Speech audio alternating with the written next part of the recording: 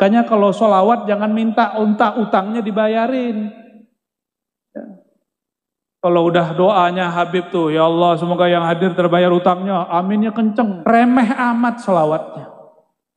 Sholawat begitu, sholawat onta, tahu? Sholawat onta begitu. Kalau kita punya akal, punya kolbu, nggak pantas sholawat minta onta. Sholawat minta avanza ya. Roksa bu ya, roksa.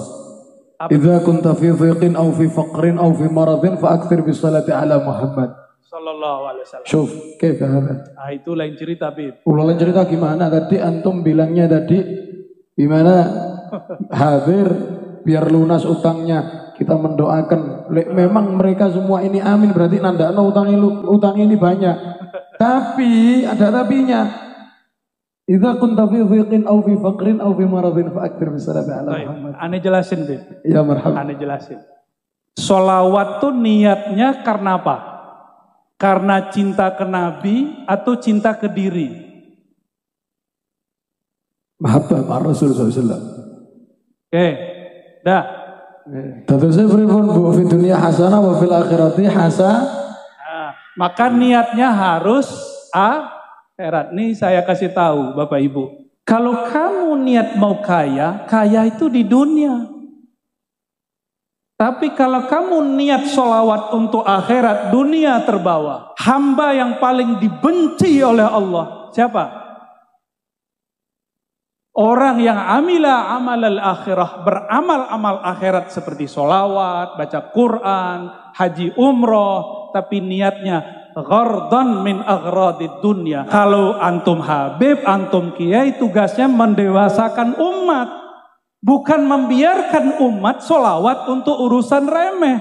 Caranya beda-beda tadi Bu Ya Rasul menjelaskan seperti itu.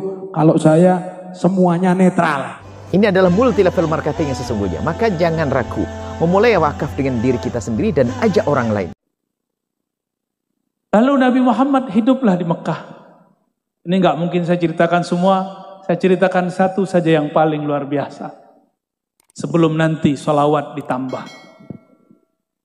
Nabi Muhammad SAW mengatakan, ketika aku melewati pohon-pohon, melewati bukit-bukit, gunung-gunung, bebatuan, ma marartu bi syajarin wala hajarin illa wa yusallimu alaihi. Tidaklah aku melewati pohon dan gunung bebatuan kecuali pohon itu ngucapin salam kepadaku. Ini coba nih bapak-bapak, ibu-ibu atau kiai lah ya. Pak Kiai, kalau pulang ntar pohonnya diluk gimana Pak Kiai? Assalamualaikum Pak Kiai. Lari itu Pak Kiai itu. Padahal beliau umurnya sudah seumuran Rasulullah ini. 60 Pak Kiai? 60. Itu pohon kalau diluk ngomong, Assalamualaikum Pak Kiai. Lari beliau. Kalau Habib gimana Habib? Lewat di bukit, ini kan Tuban ini banyak bukit bebatuan. Terus batunya diluk, manggil. Assalamualaikum Habib. Kira-kira gimana Habib? Kalau gunung kembar ya tak rangkul pisan be anak.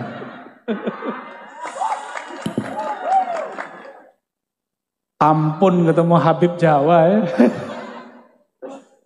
Ya, Habib Betawi lain, Habib Palembang lain. Kalau Habib Jawa, Masya Allah. Barakallah Habib.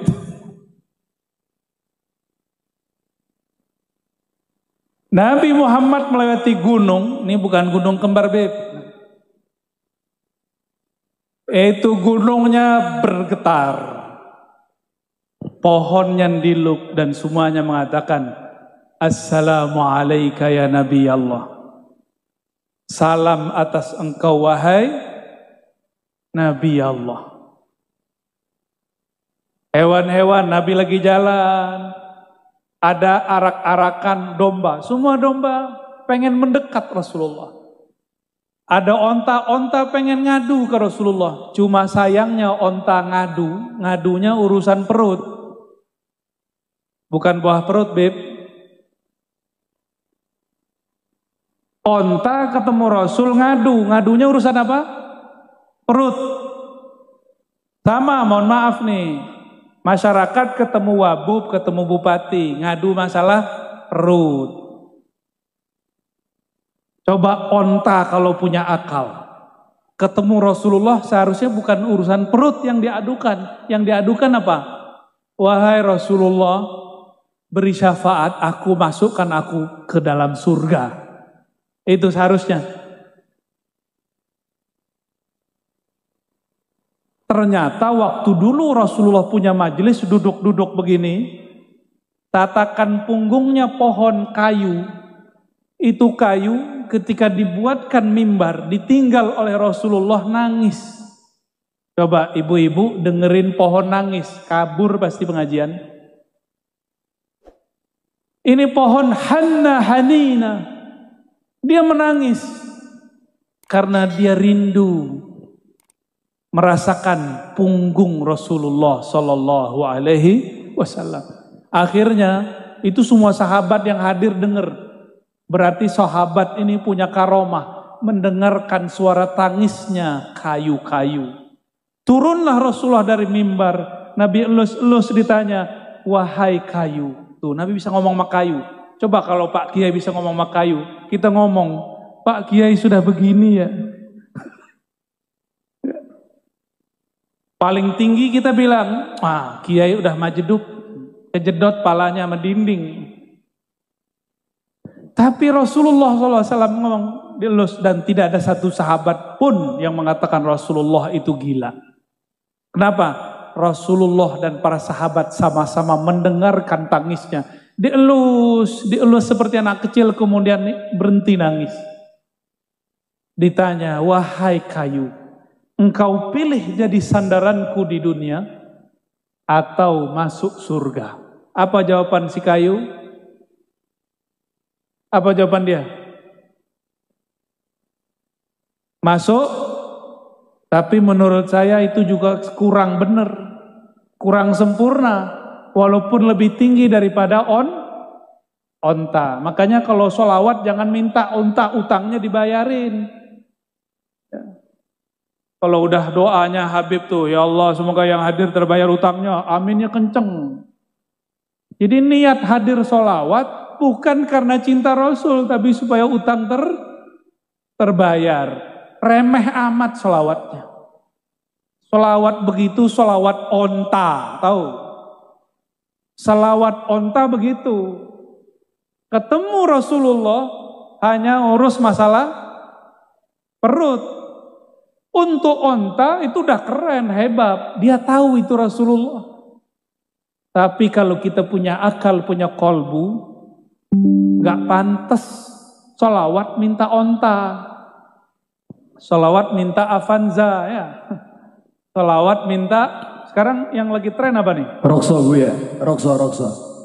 Idza kunta fi dhiqin aw fi faqrin aw fi maradin fa akthir bis salati ala Muhammad Sallallahu alaihi wasallam. Syuf, kayak hada. Itu lain cerita, Bib. Lain cerita gimana? Tadi antum bilangnya tadi gimana? Hadir biar lunas utangnya. Kita mendoakan. Memang mereka semua ini amin, berarti nandakno utang ini banyak. Tapi ada tapinya. Idza kunta fi dhiqin aw fi faqrin aw fi maradin fa akthir bis salati ala Muhammad. Ane jelasin, Bib. Ya marhaba. Ane jelasin. Sholawat tuh niatnya karena apa? Karena cinta ke Nabi atau cinta ke diri? Mahabbah Rasul SAW. Oke, dah. Kalau cinta ke Nabi dapat berkah, punya penyakit sembuh. Bukan karena kita ingin sembuh tuh sholawat, itu kebalik.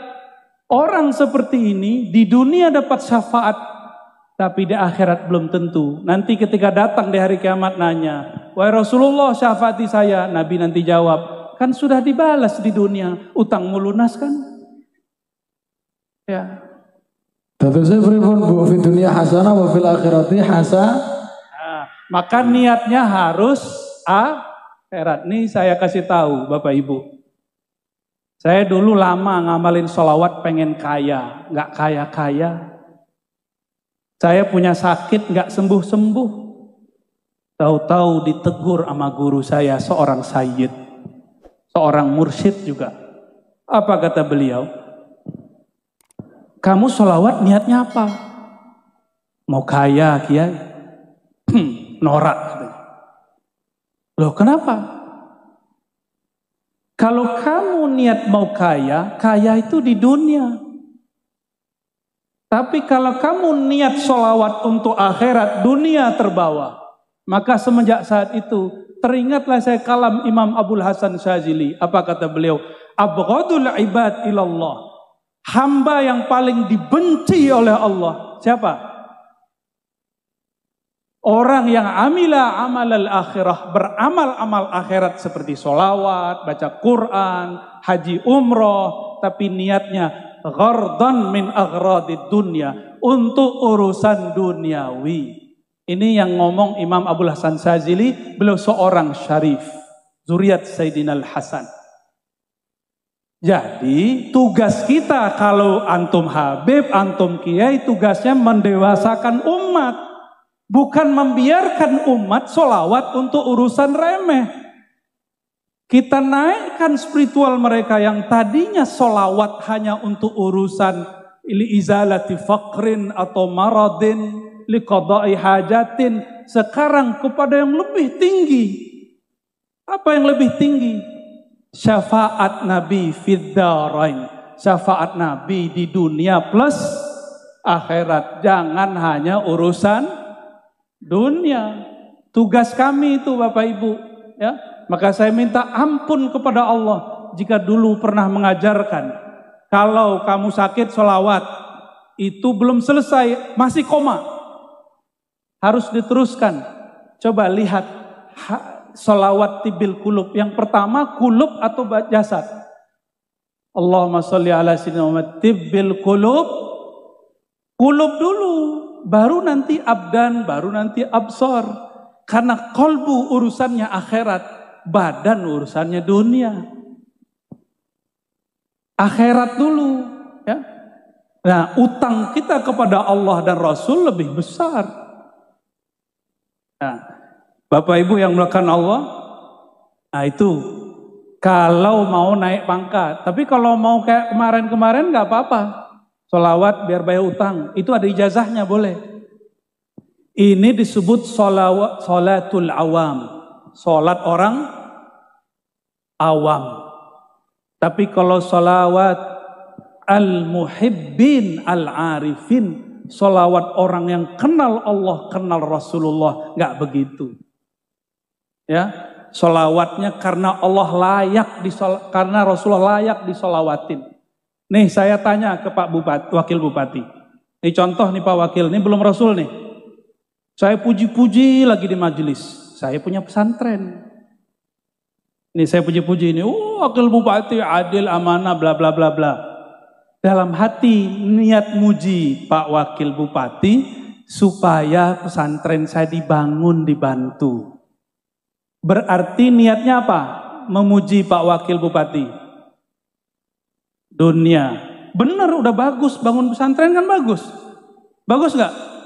Bagus. Tapi memuji Pak Wakil Bupati bukan karena dia terpuji, karena saya ingin dapat sesuatu. Boleh nggak? Boleh. Tapi Pak Wakil Bupati langsung tahu. Ah, ini Kiai mulai muji ada maksud nih. Ya. Maka itu Kiai nggak bisa jadi teman ngopinya Pak Wakil Bupati. Karena dia deketin saya, ada proposal setelah muji. Boleh nggak? Boleh, tapi elok nggak? Ada orang muji Pak Wakil Bupati. Dari hati nggak ada maksud apa-apa. Nah, orang ini cocok jadi teman ngopi. Nyaman nggak Pak Wakil? Nyaman. Rasulullah sama orang yang niat apapun dikasih. Tapi Rasulullah memilih khawasus sahabah. Sahabat-sahabat yang khawas, yang mulia. Itu sahabat-sahabat yang berjuang karena Rasulullah. Bukan karena dirinya. Jadi ada sholawatnya itu sholawat nafsiyah namanya. Sholawat karena dirinya.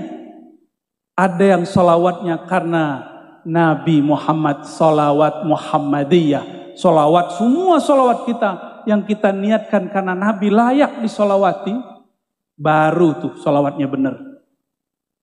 Oke? Ya, barangkali itu yang boleh saya sampaikan ya.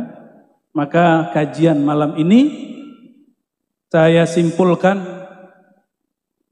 bahwa baginda Nabi Muhammad sallallahu alaihi wasallam, beliaulah khairul maulud, sebaik-baik orang yang dilahirkan.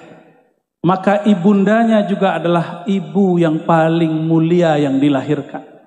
Maka dimanapun beliau menginjakkan kaki, di sana semua benda, semua tempat mengucapkan salam. Namun kita harus beda dengan mereka karena kita punya kolbu, punya akal. Bersolawatlah karena beliau layak disolawati. Insya Allah jika sakit Allah sembuhkan. Tapi jika sakitnya tidak disembuhkan, kita tetap solawat. Karena solawat kita bukan karena tersembuh daripada penyakit. Kalau utangnya tidak terlunaskan, kita tetap solawat. Karena solawat kita bukan untuk urusan duniawi. Syukur-syukur jika berkah Allah lunaskan. Begitu barangkali. Wassallallahu ala sayyidina Muhammad. Assalamualaikum warahmatullahi wabarakatuh.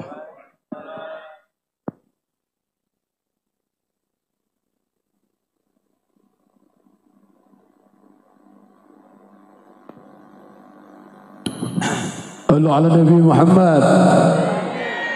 Semua orang itu punya caranya masing-masing. Cara saya seperti ini, caranya Buya Razi seperti apa yang dijelaskan tadi. Namun yang berbeda itu jika kita bersama dan harmonis bersama, itu yang sangat indah. Ya. Caranya beda-beda tadi. Buya Razi menjelaskan seperti itu. Kalau saya semuanya netral. Ya, ojo tenang wae iki kok. Oh, iki yo jajane yo entek wis. Kopine sakmene gedene bisa. Insyaallah. Ala Nabi Muhammad.